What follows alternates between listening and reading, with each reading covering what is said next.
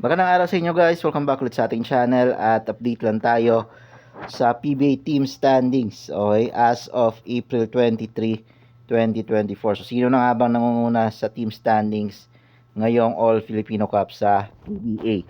Okay, so simulan natin dyan guys sa number 1, ang naging champion ng last conference, which is San Miguel Beermen, with undefeated record guys, with 7 wins and no losses.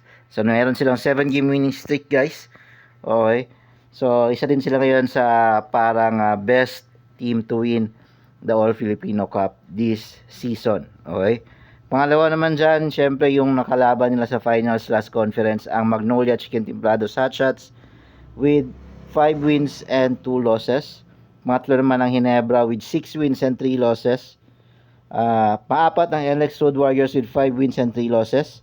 Panglima naman ang Rain or Shine Lasso Painters with 5 and 5. So naputol na yung winning streak nila. Pang-anim ang TNT Tropang Giga with 4 wins and 4 losses. Pang-pito naman ang Tira Firma Jeep with 4 wins and 5 losses. Tabla sila ngayon ng Northport Batang Pierre with 4 wins and 5 losses. So yung Northport is 4 game losing streak sila. Okay, matapos yung magandang simula nila. Pang-siyam naman ang Blackwater Bossing.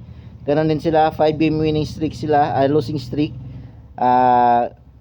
Simula nung naging maganda yung simula nila, napunta sila sa upper ng standings, pero nasa baba na sila ngayon. Habang pang-10 naman ang Phoenix Super LPG with 3 wins and 5 loss. 11 naman ang Meralco Bolts with 3 wins and 5 loss. Tabla sila ng Phoenix Super LPG.